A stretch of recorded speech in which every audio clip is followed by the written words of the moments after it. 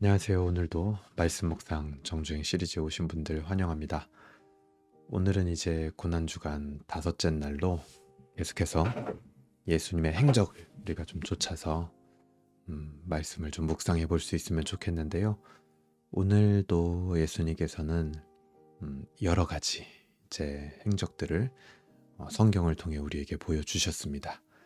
그런데 그 중에서도 이제 많은 부분들이 이제 마지막에 가면 갈수록 예수님과 함께했던 제자들에게 이제 포커싱이 맞춰져 있다라는 것을 우리가 예수님의 행적을 따라가다 보면 발견을 할 수가 있는데요. 오늘도 이제 그 중에 대표적인 예수님의 행적 중 하나가 바로 제자들의 발을 씻겨주신 예수님의 모습입니다. 이 세상은 제자가 선생님께 감사하고 섬기는 게 마땅하죠. 그런데 우리 주님이신 예수님 안에서 그런 통념은 다 깨집니다. 오히려 선생님 되신 예수님께서요, 제자들의 발을 씻겨주셨다라는 거죠. 게다가 예수님의 이 씻겨주심은요, 단순히 섬긴다라는 개념을 초월한 것이었어요. 예수님의 씻김은 죄를 씻음이요, 예수님과 관계 맺음의 증표였습니다. 이 세상 그 어떤 사람도 해줄 수 없는 그 씻음을 선생 되신 예수님께서 제자들에게 해주셨다라는 거죠. 그리고 나서 예수님이 이제 한 가지를 부탁하시는데, 그게 바로 서로의 발을 씻어주라 라고 말씀을 하십니다. 여기서 이제 우리가 성도라면 왜 서로를 용납하고 또 용서하고 섬겨야 하고 왜 한 몸이 되어야 하는지 그 이유가 나오게 되는 거죠. 우리가 그래야 하는, 성도라면 그래야 하는 모든 이유는 예수님께서 우리를 씻겨주시는 그 은혜로부터 시작이 되는 겁니다. 먼저 예수님이 우리를 씻겨주시는 은혜를 주셨기 때문에 우리도 서로 간에 발을 씻어 주어야 한다는 거죠. 여러분 혹시 신앙생활 하면서 누군가를, 특히 같은 성도끼리도 누군가를 섬기고 용납하기 힘들 때가 있습니까? 그럴 때 항상 기억하세요. 가장 냄새나는 나를 씻겨주신 우리 주 그리스도, 우리 주 예수 그리스도를 기억하고 바라보시길 바랍니다. 예수님이 나를 씻겨주셨다라는 그 은혜가 회복될 때 우리는 비로소 누군가를 씻겨주고 섬길 수 있게 되는 겁니다. 그때 세상의 통념을 깨는 섬김과 용납이 교회 안에 그리고 성도 간에 있게 되는 것이죠. 그것이 바로 예수님이 우리에게 주신 새 계명, 너희는 서로 사랑하라 라는 그 새 계명을 준수할 수 있는 유일한 길입니다. 어디서부터 시작돼야 된다고요? 예수님이 정말 냄새나는 나를 씻겨주셨구나. 거기서부터 시작이 돼야 된다고요. 새 계명을 준수할 수 있는 유일한 길은요. 예수님께서는 또 오늘 다섯째 날 이제 마지막 만찬을 제자들과 나누시면서 우리가 알고 있는 그 성만찬을 제정하십니다. 그러면서 예수님의 몸과 피를 주셨죠. 예수님은 그 몸으로 우리의 모든 죄의 대가에 대한 채찍질을요, 다 막아주신 겁니다.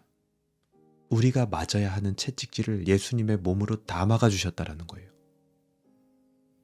예수님은요, 그 피로 우리를 언약의 가죽이 되게 부어주셨습니다.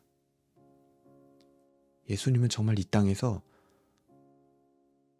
그 백성들을 위하여 모든 것을 다 쏟고 가신 거예요.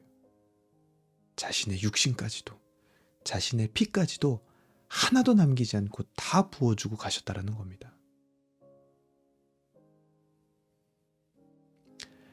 겟세마네 동산에서 1시간도 기도하지 못했던 제자들과 같은 우리를 향하여, 그리고 십자가를 향하여 걸어가고 있는 예수님 옆에서 아직도 누가 더 큰지 싸우고 있는 그 제자들과 같은 우리를 향하여 예수님은 자신을 내어주시고 기어이 자신이 포도나무 되어주셔서 우리를 가지로 접붙여 주시는 분이셨습니다.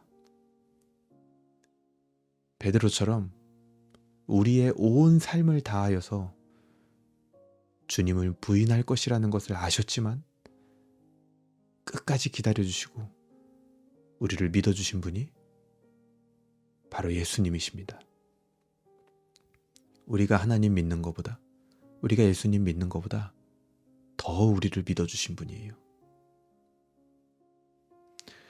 그리고 어찌나 이 땅에 남은 예수님의 사람들을 생각하시는지 온통 이 체포되기 마지막 전날 언약의 말씀을 부어주십니다. 진리의 영이신 성령을 보내주실 것이고 세상이 줄 수 없는 평화를 너희에게 주겠다. 그러니 두려워하지 말아라. 라고 말씀을 하십니다. 그렇습니다. 진정한 평화와 안식은요, 오늘 예수님의 말씀을 잘 곱씹어 보면 우리 마음을 막 다잡아서 우리 마음이 평화롭고 안식이 이루어질 수 있는 게 아니구나라는 것을 알 수가 있어요. 진짜 평화와 진짜 안식은, 이 세상을 두려워하지 않을 수 있는 진짜 힘은요, 예수님이 우리에게 주시는 겁니다. 예수님이요, 마지막에 너희에게 준다, 너희에게 줄 것이다, 너희에게 줬다, 남긴다, 이런 말씀을요 굉장히 많이 하세요. 외부로부터 우리 안으로 주어지는 겁니다. 뭐가요? 진정한 평화와 진정한 안식과 두려워하지 않을 수 있는 힘, 그거는 외부로부터 주어지는 거예요.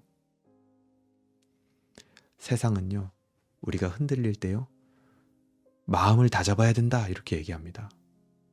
그리고 모든 것은 마음먹기에 달렸다라고 얘기를 해요. 그리고 오늘은 어제의 결과물이고 미래는 오늘의 연장선이라고 세상은 얘기합니다. 근데 하지만 예수님은 이런 세상의 통념과 그런 공식을요 완전히 파괴해버리신 분이에요. 예수님은 정말 우리가 예상치 못하게 정말 혜성과 같이 우리 영혼에 내려오셔서 우리의 인생을 완전히 뒤집어서 새롭게 하시는 분이셨습니다. 흔들리는 우리를 붙잡아 주시는 분이셨고, 의지가 약한 우리의 의지 그 자체가 되어주시는 분이셨습니다. 과거에도 그렇고 현재도 그렇고 미래에도 그렇고 우리는요 그 어떤 자랑할 것이 없었어요. 그렇지만 인과응보의 공식을 깨뜨리시고 어떤 면에서는 너무나 편파적인 사랑의 은혜를 그 백성들에게, 그 자녀들에게 부어주신 분이 바로 예수님이십니다. 예수님은요 이 고난주간 그 길을요 묵묵히 그 모든 사역을 완수하시기 위하여 걸어가고 계신 것입니다. 이제 예수님의 십자가가 멀지 않았습니다. 바로 하루 전이에요. 오늘도 우리가 하루를 살아가면서 우리 주 예수 그리스도를 깊이 생각할 수 있으면 좋겠습니다. 그분이 바로 우리가 믿는 바요, 그분이 바로 우리 주님이 되어주심에 정말 감사하는 하루였으면 좋겠습니다. 그리고 이제는 그 주님과 동행하는 하루가 되었으면 좋겠습니다. 날마다 말씀을 곱씹고 무시로 기도하며 언제나 우리의 생각과 마음에 찬송이 울려 퍼지는 그런 진정으로 평화를 누리는 하나님의 자녀, 예수 그리스도의 제자들이 되시길 주님의 이름으로 소망합니다. 오늘 이렇게 우리는 5째 날까지 예수님의 고난주간의 행적을 쭉 따라가고 있습니다. 이 시간들을 통해서 제가 받는 은혜를 여러분들도 꼭 받을 수 있으면 좋겠고요. 더 하나님을 사랑하고 더 예수님을 사모하며 더 성령님을 갈망하는 그런 한 주, 또 그런 한 주의 마무리 되시길 주님의 이름으로 소망합니다. 오늘 묵상은 이것으로 마치도록 하겠고요. 오늘 아침에도 또 우리 하루의 삶을 위하여 기도하고 예수님을 깊이 생각하는 하루가 되시길 바랍니다. 감사합니다.